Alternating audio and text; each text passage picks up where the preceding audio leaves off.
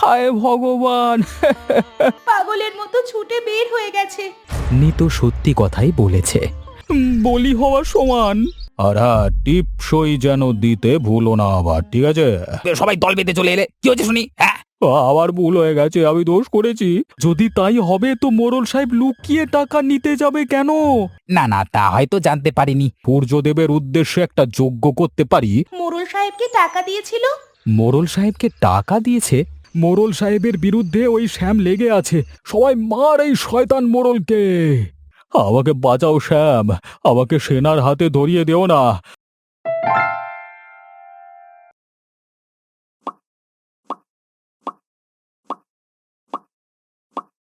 এবছর গ্রামে প্রচণ্ড গরম শুরু হয়েছে। সূর্যের প্রচণ্ড তাপে নদী নালার পানি একেবারে শুকিয়ে গেছে। এই দুপুরের রোদে গরিব কৃষক জিতেনের মেয়ে নিতু ছুটে গিয়ে বাড়ির উঠানে দাঁড়ালো। তাকে এভাবে ছুটে আসতে দেখে ঘর থেকে বেরিয়ে আসে ওর বাবা। এ কি মা নিতু, এই রোদের ভেতর তুই এমন ছুটে এলি কেন? কোথায় গিয়েছিলিস? কি হয়েছে? কি সব ঠিক আছে তো? না পিতাজি, কিছুই ঠিক নেই। আমাদের সব শেষ হয়ে গেছে। আমাদের মাঠের সব ফসল শেষ হয়ে গেছে। প্রচন্ড রোদে সব পুড়ে নষ্ট হয়ে গেছে। কি বলছিস মা এসব? এত কষ্টের ফসল সব নষ্ট হয়ে গেছে? এ দুঃখ আমি কাকে বলবো? হায় ভগবান! এই বলে কাঁদতে কাঁদতে জিতেন ছুটে বাড়ি থেকে বেরিয়ে গেল। নিতুও ক্লান্ত হয়ে ঘরের বারান্দায় বসে কাঁদতে লাগলো। ওকে দেখে ভেতর থেকে ওর মা সবিতা বেরিয়ে এলো। কি হয়েছে মা নিতু? তোর বাবা কোথায়? তাকে দেখছি না যে। মা, সর্বনাশ হয়ে গেছে। আমাদের সব ফসল নষ্ট হয়ে গেছে। কষ্টে পিতাজি পাগলের মতো ছুটে বের হয়ে গেছে। হায় ভগবান, এ তোমার কেমন বিচার? গরিবের ওপর এ তুমি কি অবিচার করলে ভগবান? এদিকে ছুটতে ছুটতে জমিতে আসে জিতেন। আর এসেই দেখতে পায় নিতু সত্যি কথাই বলেছে। জমির একটা ফসলের গাছও আর বেঁচে নেই। প্রচণ্ড রোদে সব পুড়ে মাটির সাথে মিলিয়ে গেছে। জিতেন জমির পাশে বসে পড়ে। হায় ভগবান, সব শেষ হয়ে গেল আমার। এতগুলো টাকা ধার করে জমিতে চাষ করেছি, আর আজকে সব শেষ হয়ে গেল। এখন আমি কি করব? জিতেনের পেছনে এসে দাঁড়িয়েছে নিতু আর তার মা। দুজনেরই চোখে জল। ওদের দেখে আরও বেশি কান্নায় ভেঙে পড়ে জিতেন। দেখো সবিতা, কি হয়ে গেল আমাদের? চোখের সামনে সব ফসল আজকে পোড়া দেখতে হচ্ছে। এই দিন কি আমাদের ভাগ্যে লেখা ছিল? তুমি আর কেঁদো না গো। এত কান্না করে এখন আর কি হবে বলো তো? আমরা তো চেষ্টা কম করিনি, কিন্তু ভগবান আমাদের দিকে মুখ তুলে তাকালো না। আমাদের সব শেষ করে দিল। এখন যে আমাদের না খেয়ে থাকতে হবে। ঘরে একটাও টাকা নেই, খাবারও নেই। ঠিক এই সময়ে আরও কয়েকজন লোক ছুটে এলো জিতেনের কাছে। সবার চোখে জল। ওরা এসে জিতেনকে ঘিরে দাঁড়ায়। ভাই জিতেন, আমার সব শেষ হয়ে গেছে। আমার ফলের বাগানের সব নষ্ট হয়ে গেছে। গরমে সারা বছর ওই ফল বিক্রি করা টাকা দিয়ে চলতে হয়। এখন আমি কি করব বলো? কি আর করব বলো? আমাদের সবারই একই অবস্থা। এই গরম আমাদের সবাইকে একেবারে পথে বসিয়ে দিয়েছে। এখন আমাদের জন্য কোনো কাজ খুঁজতে হবে, না হলে নির্ঘাত সবাইকে না খেয়ে মরতে হবে। আর বাঁচানোর আরেকজন আছে, সে হলেন মোড়ল সাহেব। যদি দয়া করে কিছু টাকা ধার দেন তাহলে হয়তো আমরা এ যাত্রায় বেঁচে যাব। মোড়লের কাছ থেকে চড়া সুদে টাকা ধার নেওয়া মানে তো বলি হওয়া সমান। ভাই বলো, এছাড়া তো আমাদের কোনো উপায় নেই। বেঁচে থাকতে হলে তো আমাদের টাকা ধার করতেই হবে, তাছাড়া খাবো কি? হ্যাঁ রে হ্যাঁ, চল চল, কালকে সবাই মিলে মোড়লের কাছে টাকা ধার করি। সে আবার দিতে রাজি হবে কিনা কে জানে। জিতেন সবাইকে ঠান্ডা মাথায় বুঝিয়ে শুনিয়ে পাঠিয়ে দিল।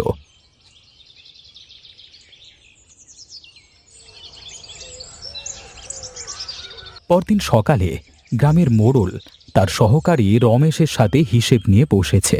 আজকাল তার মনটা খুব ভালো থাকে, সব সময় হাসি খুশি থাকে। কি হে রমেশ, তাড়াতাড়ি হিসেবটা বুঝিয়ে দে আমাকে, কত বেলা হয়ে গেছে দেখতে পাচ্ছিস। এই তো মোড়ল সাহেব, এই সব কাগজপত্র রেডি, আপনি শুধু একবার দেখে নিলেই হলো। তা এ মাসে কতগুলো গাছ বিক্রি হলো?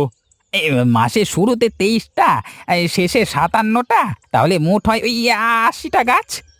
বাহ, তাহলে তো মনে হচ্ছে বেশ টাকা আসবে। যার কাছে গাছ বিক্রি করেছিস সে তাকে সবটা খুলে বলেছিস তো? এই কথা যেন 5 কান্না হয়, তাহলে কিন্তু সর্বনাশ হয়ে যাবে।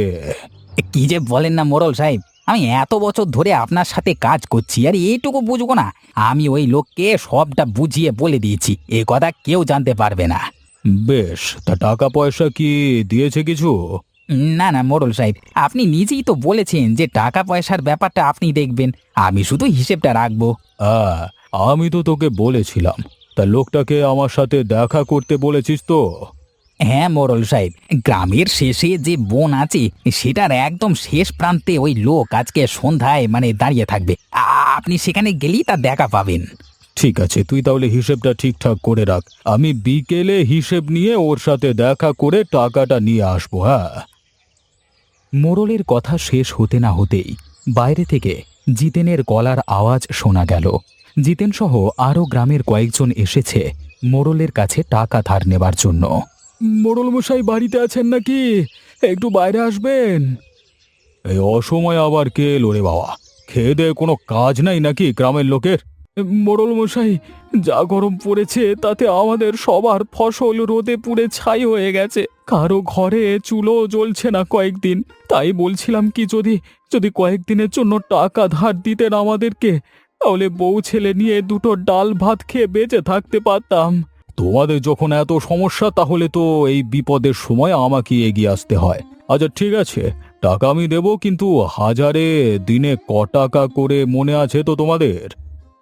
হ্যাঁ, তা মনে থাকবে না কেন মোড়ল মশাই, আলবাত মনে আছে। ঠিক আছে, তোমরা রমেশের কাছ থেকে টাকা বুঝে নাও। আর হ্যাঁ, টিপসই যেন দিতে ভুলো না আবার, ঠিক আছে? গ্রামের সবাই মোড়লের সহকারী রমেশের কাছ থেকে টাকা বুঝে নিয়ে যে যার বাড়িতে ফিরে যায়। এরপর সেদিন দুপুরে জিতেন, ভোলুসহ আরও কয়েকজন লোক গ্রামের বটতলায় বসে সময় কাটাচ্ছিল। ঠিক এই সময় গ্রামের পথ ধরে হেঁটে ওদের দিকে এগিয়ে আসলো গ্রামেরই ছেলে শ্যাম। গ্রামের এত লোককে একসাথে দেখে তাদের দিকে এগিয়ে গেল শ্যাম। কি ব্যাপার তোমাদের? কাজকর্ম রেখে সবাই একসাথে বসে আছো যে? এমন তো কখনো হয়নি। কি আর কাজ করব বলো শ্যাম, আমাদের সবার সবকিছু শেষ হয়ে গেছে। প্রচন্ড গরম আমাদের সব ফসল, ফল আর সবজি নষ্ট করে দিয়েছে। আমরা প্রত্যেকে অনেক টাকা ধার করে এখন পুরো পথে রয়েছে। হ্যাঁ, যা গরম পড়েছে তাতে ফসল নষ্ট হবারই কথা। আচ্ছা, প্রতি বছরই কি এমনই হয়? না না, আগে কখনো এমন হয়নি। জানি না কেন এবছর এত পরিমাণ গরম পড়লো। রোদের তাপ দেখেছো? যেন শরীর পুড়ে যাবে। আমার কিন্তু অন্য একটা কথা মনে হচ্ছে। অতিরিক্ত গরম পড়বার কারণ কি তোমরা জানো? যদি কোনো এলাকার অনেক গাছ কেটে ফেলা হয়, তাহলে সেই এলাকায় প্রচুর গরম পড়ে। কি বলছো ভাই শ্যাম? গাছ কেটে ফেললে গরম পড়ে? এমন কথা তো আগে কখনো শুনিনি। হ্যাঁ, তোমরা এটা জানো না বলেই এই সুযোগ নিয়ে কেউ গ্রামের গাছ কাটছে, আর যার জন্য এই প্রচণ্ড গরম। কিন্তু আমাদের গ্রামে তো এমন করে কেউ গাছ কাটে না, আমরা কখনো তো দেখিনি। আচ্ছা, মোড়ল সাহেবের কাছে গিয়ে বিষয়টা নিয়ে কথা বলে দেখি। তিনি না হয় লোক লাগিয়ে গ্রামে একটা খোঁজ নেবেন। হ্যাঁ, সেটাই ভালো হবে। চলো সবাই মোড়লের কাছে। সবাই একত্রে চলল মোড়লের কাছে। তখন বিকেল হয়ে গেছে। মোড়লের গাছ কিনে নেওয়া সেই লোকের কাছে যাওয়ারও সময় হয়ে গেছে। বিকেল হয়ে গেছে, এখন তো বের হতে হবে। লোকটা থেকে আজকে বেশ অনেকগুলো টাকা পাওয়া যাবে। ভাবতেই তো কত ভালো লাগছে। টাকা একেবারে পকেট ভরে যাবে আমার। যাই, দেরি না করে তাড়াতাড়ি বেরিয়ে পড়ি। মোড়ল আর দেরি না করে তাড়াতাড়ি বেরিয়ে পড়ে। এদিকে মোড়ল বাড়ি থেকে বেরিয়ে যাওয়ার একটু পরেই বাড়িতে এসে ঢোকে জিতেন, ভোলু আর গ্রামের আরও কিছু লোকজন। তারা মোড়লের উঠানে দাঁড়িয়ে ডাকাডাকি করতে থাকে। মোড়ল সাহেব, মোড়ল সাহেব কি বাড়িতে আছেন? মোড়ল সাহেব, মোড়ল সাহেব, আপনার সাথে আমাদের কিছু কথা আছে, দয়া করে একটু বাইরে আসবেন। বেশ খানিক সময় ডাকাডাকির পরে ঘরের ভেতর থেকে বের হলো মোড়লের সহকারী রমেশ। সে বের হয়ে গ্রামের সবাইকে একত্রে দেখে একটু বিরক্ত হয়ে উঠল। রাগী গলায় বলল, তোমাদের কি হয়েছে বলো তো? দিন নেই রাত নেই অমনি সবাই দল বেঁধে চলে এলে, কি হয়েছে শুনি? হ্যাঁ, মোড়ল সাহেবের সাথে আমাদের একটু দরকার আছে, তাকে দয়া করে একটু ডেকে দাও না রমেশ দাদা। মোড়ল সাহেব বাড়িতে নেই, খুব জরুরি একটা কাজে বাইরে গেছেন। তোমাদের যা বলবার আমাকেই বলো। রমেশ দাদা, আমাদের মনে হচ্ছে না গ্রাম থেকে কেউ হয়তো গাছ কেটে ফেলছে, আর এই কারণেই গ্রামে এত গরম। এসব কথা তোমাদের মাথায় কে ঢোকালো শুনি? যত সব পাগলের মতো কথাবার্তা। এই, এগুলো আমাদের কথা না দাদা, শ্যাম এসেছে শহর থেকে, ও আমাদের বলেছে যে অনেক পরিমাণে গাছ কেটে ফেললে এমন গরম পড়ে। হ্যাঁ, ও শিক্ষিত ছেলে, নিশ্চয়ই শ্যাম আমাদের কিছু ভুল বলবে না। আচ্ছা বুঝলাম, কিন্তু যদি কেউ গাছ কেটেই থাকে তো মোড়ল সাহেব এখানে কি করতে পারেন? হ্যাঁ, কাউকে যদি কাটতে দেখো তখন না একটা কথা ছিল, যত সব। এই জন্যই তো আমরা এসেছি দাদা, যদি মোড়ল সাহেব লোক লাগিয়ে কিছু একটু দেখতো, যে কেউ আড়ালে বসে গাছ চুরি করছে কি মানে কাটে কিনা, তবে গোটা গ্রামের উপকার হতো দাদা। ঠিক আছে, মোড়ল সাহেব আসলে আমি তাকে সব বলবো। তোমরা এখন যে যার বাড়ি যাও তো, আমার অনেক কাজ পড়ে আছে কলা। এই তোমাদের সাথে কথা বলতে বলতে আমি কত সময় নষ্ট করে ফেলাম, যত সব, ভাল লাগে না। এই বলে মুখের উপরে রমেশ দরজাটা বন্ধ করে দিল। গ্রামের লোকেরাও আস্তে আস্তে চলে গেল সবাই। এদিকে গ্রামের বনের শেষ প্রান্তে মোড়ল দাঁড়িয়ে অপেক্ষা করছে সেই লোকের। সে কখন থেকে দাঁড়িয়ে আছি, অথচ সেই লোকের দেখা নেই। আসবে তো আবার টাকা নিয়ে, না পালিয়ে গেল? হ্যাঁ, এই রমেশটা যে কি করে না আমি কিছুই বুঝতে পারি না। এতগুলো টাকার ব্যাপার, এখন যদি না পাই। ঠিক এই সময় দেখা গেল একটা লোক দূর থেকে হেঁটে এসে মোড়লের ঠিক সামনে দাঁড়িয়েছে। মোড়ল তাকে দেখেই বুঝতে পারল যে এর কাছেই রমেশ গাছ বিক্রি করেছে। দাও দাও দাও, তাড়াতাড়ি আমার টাকা হাতে দাও দেখি। অনেক সময় ধরে তোমার জন্য অপেক্ষা করে আছি, ভেবেছিলাম সব টাকা নিয়ে পালিয়েছো। কি যে বলেন না মোড়ল সাহেব, আমার দরকার অনেক অনেক গাছ। আর আপনি যখন আমাকে এত গাছ দিচ্ছেন তখন আমি পালাবো কেন? আমার আরো গাছ চাই, যত টাকা লাগে আমি দেবো, কিন্তু দয়া করে সব গাছ আমার কাছে বিক্রি করবেন। ঠিক আছে ঠিক আছে, তবে এই কথা কেউ যেন জানতে না পারে, তাহলে কিন্তু সর্বনাশ হয়ে যাবে। সব কাজ করতে হবে গোপনে, বুঝলে তো? আপনি কোনো দুশ্চিন্তা করবেন না মোড়ল সাহেব, আমি সবটা এমন ভাবে করবো না যে কেউ কিচ্ছুটি টের পাবে না। নিন নিন নিন, আপনার টাকাটা নিন। আমি তাহলে আসি এখন। হ্যাঁ, লোকটা মোড়ল সাহেবের হাতে একটা টাকার বান্ডিল তুলে দিয়ে ঘন জঙ্গলে মিলিয়ে গেল। মোড়লও একবার চারপাশটা সতর্ক দৃষ্টিতে দেখে হেঁটে চলে গেল। ঠিক তখনই ঝোপের আড়াল থেকে মাথা তুলে দাঁড়ালো জিতেনের মেয়ে নিতু, সাথে আরও কয়েকটা বাচ্চা ছেলে মেয়ে। দেখলি তো, মোড়ল সাহেব লুকিয়ে ওই লোকটার থেকে টাকা নিল। চল, এই কথাটা এক্ষুনি বাবাকে বলতে হবে। সবাই বিদ্যুৎ বেগে ঝোপের আড়াল থেকে ছুটে চলে যায়।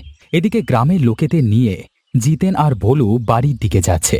ঠিক সেই সময়ে নিতু আর বাচ্চা ছেলেমেয়েগুলো পেছন থেকে দৌড়ে এসে ওদের পথ আটকায়।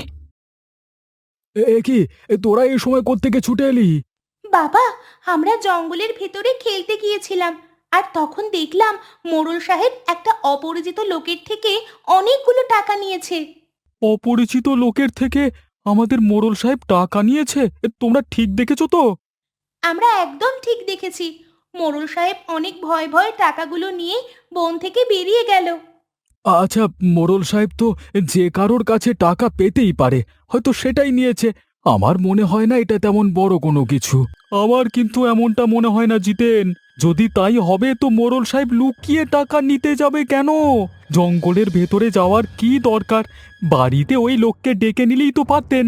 হ্যাঁ, একদম ঠিক কথা। আচ্ছা, এখন যে যার বাড়িতে যাও, পরে এ বিষয়ে ভেবে দেখা যাবে। আয় নিতু, বাড়ি আয় বাড়ি আয়। হ্যাঁ, সবাই যে যার বাড়ি চলে গেল, আর জিতেনও তার মেয়ে নিতুকে নিয়ে বাড়িতে চলে গেল। এদিকে মোড়ল বাড়িতে ফিরতেই তাকে সব খুলে বলল রমেশ। সব শুনে রেগে আগুন হয়ে গেল মোড়ল। এই সব হয়েছে ওই শ্যামের জন্য। শহর থেকে লেখাপড়া করে এসে এখন গ্রামের লোকগুলোকে শেষ করছে।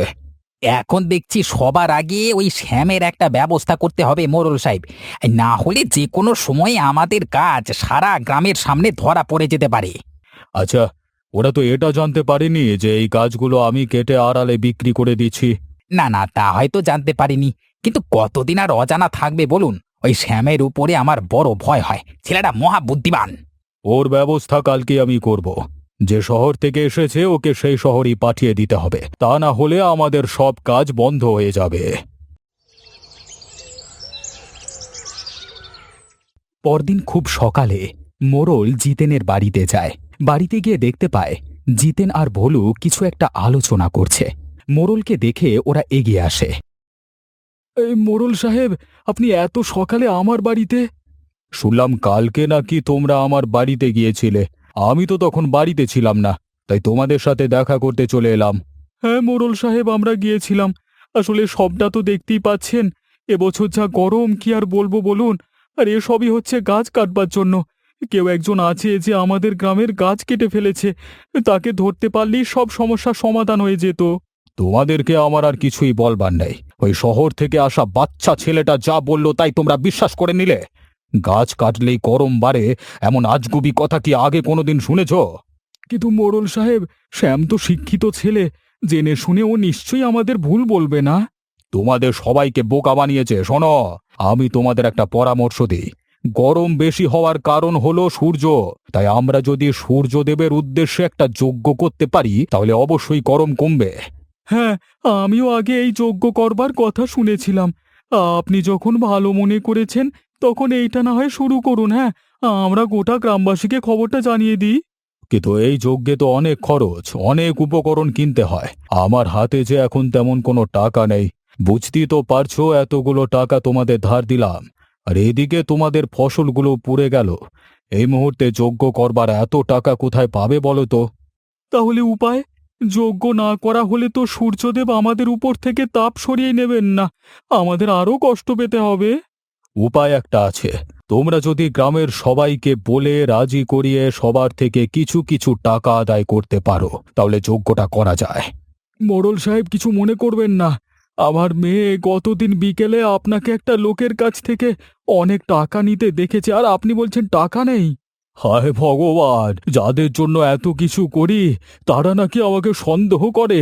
এই দুঃখ আমি কোথায় রাখবো? আয় ভগবান, আমি ওই টাকা ধার করেছি শুধুমাত্র তোমাদের টাকা নিয়ে তো আর যজ্ঞ করা যাবে না, আর অনেক টাকার প্রয়োজন। তোমাদের উপকারের জন্য টাকা ধার করেও আমাকে দোষ দিচ্ছ তোমরা? না না মোড়ল সাহেব, আপনি ওর কথায় কিছু মনে করবেন না। আপনি আমাদের এত বড় একটা উপকার করছেন, আর আমরা আপনাকে দোষ দিতে পারি? আপনি আপনি আপনি যজ্ঞের ব্যবস্থা করুন, আমরা গ্রামের লোকেদের থেকে টাকা আদায়ের ব্যবস্থা করছি। এই বলে ভোলু আর জিতেন গ্রামের সবাইকে বিষয়টা জানানোর জন্য বেরিয়ে যায়, আর মোড়লও খুশি মনে বাড়ির পথ ধরে যেতে থাকে। এদিকে জিতেন আর ভোলু গ্রামের অনেক লোককে একসাথে জড়ো করে ফেলল। তাহলে তাড়াতাড়ি একে একে গিয়ে মোড়ল সাহেবের বাড়িতে টাকা জমা দিয়ে আসবে। হ্যাঁ, মনে রাখবে, টাকায় কম যেন না হয়, কারণ সূর্যদেবের যজ্ঞের ত্রুটি হলে তিনি আমাদের উপরে আরো রুষ্ট হবেন। ঠিক এই সময় শ্যাম ওই পথ দিয়ে যাচ্ছিল। একসাথে এত লোক দেখে সে এগিয়ে এলো আর ভিড় ঠেলে জিতেন আর ভোলুর সামনে দাঁড়ালো। এসব কি হচ্ছে দাদা? শুনলাম গ্রামে নাকি যজ্ঞ করা হবে। ঠিকই শুনেছ শ্যাম, সূর্যদেবের উদ্দেশ্যে যজ্ঞ করা হবে, যাতে উনি খুশি হয়ে গরম কমিয়ে দেন। এসব বুদ্ধি তোমাদের মাথায় কে দিয়েছে বলো তো? এই যজ্ঞ করে কোনোদিন গরম কমবে না। আমি তো কালকে তোমাদের বললাম গ্রামে অতিরিক্ত গাছ কাটবার কারণে এমন তীব্র গরম। আমাদের এসব কথা বোঝাতে এসো না শ্যাম, জীবনে কোনোদিন এমন আজগুবি কথা শুনিনি। গাছ কাটলে গরম বাড়ে? ভোলুর হাসির সাথে সাথে উপস্থিত সবাই হো হো করে হেসে ওঠে। লজ্জায় রাগে শ্যামের মুখটা লাল হয়ে ওঠে, কিন্তু সে কিছু না বলে চুপ করে দাঁড়িয়ে থাকে। শুনলাম তোমরা সবাই মিলে ওই মোড়লকে টাকা দিচ্ছ। টাকা কি এমনি এমনি দিচ্ছি? এই টাকা দিয়েই তো যজ্ঞটা করা হবে। একটা যজ্ঞ করতে কত টাকা খরচ হয় তা কি জানো? আমি তোমাদের আবারও বলছি, এসব মিথ্যে। এই যজ্ঞ করে কোনো লাভ হবে না। তোমরা আমার কথা শোনো, ওই মোড়লকে একটা টাকাও দিও না। কাজে যাচ্ছিলে সে কাজে যাও, এখানে বসে আমাদের বিরক্ত করো না যত সব। শ্যাম আর একটা কথাও না বলে ওখান থেকে চলে যায়। একটু পরেই বেলা বাড়বার সাথে সাথে দলে দলে লোক ছুটল মোড়লের বাড়িতে। বাড়ির বাইরে একটা বড় বাক্স রাখা, সবাই সেই বাক্সে টাকা রেখে আসছে। দূরে দাঁড়িয়ে আছে মোড়ল আর রমেশ। গ্রামের এত লোকের টাকা দেওয়া দেখে মোড়লের মুখটা হাসিতে ভরে ওঠে। মাঝে মাঝে আমি নিজের বুদ্ধি দেখে অবাক হয়ে যাই। আজকে টাকায় এই বাক্স পুরো ভর্তি হয়ে যাবে। এই সত্যি মোড়ল সাহেব, আপনার বুদ্ধি আছে বলতে হবে, তা না হলে এত বড় বিপদ কাটিয়ে এখন এত লাভ করছেন। এইটুকু বুদ্ধি না থাকলে টিকে থাকা যায় না, বুঝলে রমেশ। সবার টাকা দেওয়া হয়ে গেলে এর থেকে 500 টাকা নিয়ে একটা যজ্ঞের আয়োজন করবে, বাকি টাকা ঘরে তুলে রাখবে, ঠিক আছে? সে আর বলতে, আমি সব বুঝতে পেরেছি, আর কিছুই বলতে হবে না, আপনি শুধু দেখতে থাকুন কি হয়। শ্যাম এই দৃশ্য দূর থেকে দেখে চলে যায়, আর যেতে যেতে কিভাবে মোড়লের অপকর্ম ফাঁস করবে তার বুদ্ধি বের করবার চেষ্টা করতে থাকে। ঠিক এই সময় নিতু আর সেই বাচ্চা ছেলেমেয়েগুলো ছুটে এলো সামনে থেকে। এ কি বাচ্চারা, এমন ছুটে কোথায় যাচ্ছ? শ্যাম কাকা, আগের দিন যে লোকটা মোড়ল সাহেবকে টাকা দিয়েছিল সে আবারও ওই বনে এসে বসে আছে। মোড়ল সাহেবকে টাকা দিয়েছে? কে দিয়েছে? আচ্ছা, আমাকে সবটা খুলে বলো তো, আমার সবটা জানা খুব জরুরি। শ্যামকে নিতু সব খুলে বলল। সব শুনে শ্যামের মুখে হাসি ফুটে উঠল। বেশ কিছুক্ষণ পরে একটা চাদর দিয়ে নিজেকে ঢেকে শ্যাম সেই বনের শেষ প্রান্তে গেল। সেখানে সেই লোকটা দাঁড়িয়ে আছে। এই আপনার আসবার সময় হলো মোড়ল সাহেব, আমি সেই কখন থেকে দাঁড়িয়ে আছি, আর আপনি এমন চাদরের নিচে লুকিয়ে আছেন কেন? বেশি কথা বলো না, এখানে এসেছি, তা যদি কেউ দেখে ফেলে তখন বিপদ হয়ে যাবে, তাই চাদরে মুখ ডেকে এসেছি। দাও দাও, টাকাটা তাড়াতাড়ি দাও তো। হ্যাঁ হ্যাঁ, এই নিন টাকা, আর আমাকে গাছগুলো দেখিয়ে দিন, আমি কাটতে শুরু করি। না না, এখন গাছ দেখানো যাবে না, কালকে সকালে তুমি আমার বাড়িতে চলে আসবে। হ্যাঁ, সেখানে বসেই তোমার সাথে কথা হবে আমার, ঠিক আছে? কিন্তু আপনি তো বলেছিলেন আজকে আমাকে গাছ দেখিয়ে দেবেন, তাহলে আপনার বাড়িতে গেলে কেউ যদি সন্দেহ করে? তুমি বড্ড বেশি কথা বলো, আমি যা বলছি তাই করো। কালকে সকালে আমার বাড়িতে চলে আসবে, আমি সবটা বুঝিয়ে দেব। লোকটা আর কোনো কথা না বলে চলে গেল। লোকটা চলে যেতেই শ্যাম তার মুখের উপর থেকে চাদরটা সরিয়ে ফেলল। এদিকে বিকেল হয়ে গেছে। মোড়লের বাড়িতে গ্রামের সবাই টাকা দিয়ে গেছে। সেই টাকার হিসেব করছে রমেশ, আর পাশে বসে দেখছে মোড়ল। সর্বনাশ, আজকে তো আমার ওই লোকের সাথে দেখা করবার কথা ছিল। ইস, দুপুর গড়িয়ে বিকেল হয়ে গেল, সে নিশ্চয়ই এখনো বসে আছে। রমেশ, তুমি টাকাগুলো ভালো করে হিসেব করে রাখো, আমি আসছি। মোড়ল এই বলে ওই লোকের সাথে দেখা করবার জন্য চলে গেল। এদিকে জিতেন বাড়িতে ফিরে এসে খেতে বসেছে। পাশে বসে আছে ওর স্ত্রী সবিতা আর মেয়ে নিতু। জানো বাবা, সেদিন যে লোকটা মোড়ল সাহেবকে টাকা দিয়েছিল না, আজকে ওই লোকটাকে বনের ভিতর দাঁড়িয়ে থাকতে দেখলাম। আমি তোমাকে বলতে চেয়েছিলাম, কিন্তু পথে শ্যাম কাকাকে দেখতে পেয়ে তাকে সব বলেছি। ওই শ্যামকে বলতে গেলি কেন? মোড়ল সাহেবের বিরুদ্ধে ওই শ্যাম লেগে আছে। ছেলেটাকে ভালো ভেবেছিলাম, কিন্তু এখন মনে হচ্ছে ছেলেটা একটুও ভালো না। আচ্ছা, এমন দলে দলে যে লোক গিয়ে মোড়লকে টাকা দিয়ে এলে, কাজটা কি ঠিক হলো? যজ্ঞ করতে অনেক টাকা লাগবে, একার কত টাকা দেবে মোড়ল সাহেব বলো তো? তাই তো আমরা গ্রামের লোকেরা যা পেরেছি তাই সাহায্য করে এসেছি। কালকে সকালেই যজ্ঞ শুরু হবে, এবারে নিশ্চয়ই গরম কমবে। সন্ধেবেলায় মোড়ল বনের ভেতর থেকে বেরিয়ে এলো। তার রাগী চেহারা, ক্লান্ত দেহ একা একা রাগী কণ্ঠে বলতে লাগলো, অতক্ষণ দাঁড়িয়ে রইলাম, কিন্তু হতভাগা লোকটা দেখা নাই। ভেবেছিলাম আজকে টাকাটা নিয়ে আরো কিছু গাছ দেখিয়ে দেবো, তার হলো না। মোড়ল ব্যস্ত পায়ে হেঁটে বাড়ির দিকে চলে গেল। পরদিন সকালে মোড়লের উঠানে যজ্ঞ শুরু হলো। গ্রামের লোকেরা যজ্ঞের আগুনের চারপাশে ঘিরে দাঁড়ালো। এক সাধু বাবা মন্ত্র পড়ে যজ্ঞ করছে। ঠিক এই সময় মোড়লের বাড়িতে এসে ঢোকে সেই গাছ কেনা লোকটা। এ কি মোড়ল সাহেব, আপনিরা বললেন আজকে গাছ দেখিয়ে দেবেন, আর এখন বাড়িতে সব কি করছেন? মানে এ কি, তুমি এখানে কি করছো? বের হও, বের হও, তাড়াতাড়ি বাড়ি থেকে বের হও। আমি তোমার সাথে পরে কথা বলে নেবো, যাও। এটা হচ্ছে না, আমার এতগুলো টাকা নিয়ে এখন আমাকে তাড়িয়ে দিচ্ছেন? টাকা নিয়েছি মানে? আগে যে টাকা নিয়েছি তার গাছ তো তুমি কেটে নিয়ে গেছো, এখন তাহলে কি চাও? আমি কালকে আপনাকে টাকা দিয়েছি, আর এখন আপনি সব অস্বীকার করছেন? ভালো হবে না কিন্তু, বলে দিলাম, এই সব কিন্তু ফাঁস করে দেবো। আমি তোমার কাছ থেকে কোনো টাকা নিইনি। আমি কতদিন বনের ভেতরে গিয়ে সন্ধে পর্যন্ত অপেক্ষা করেছি, কিন্তু তুমি আসোনি। ও তাই না?